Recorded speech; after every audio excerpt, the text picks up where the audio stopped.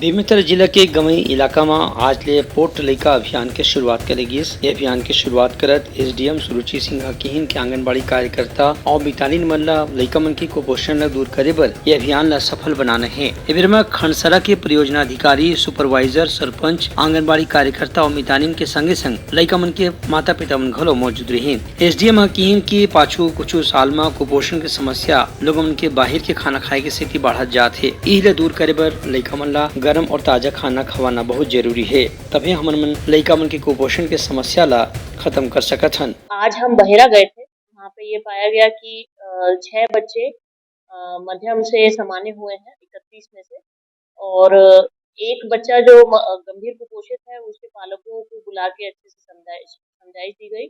बाकी बच्चों का पालक बैठक दिया गया और उसमें समझाइश और परामर्श दिया गया। ब्यूरो रिपोर्ट, उत्तलंघा न्यूज।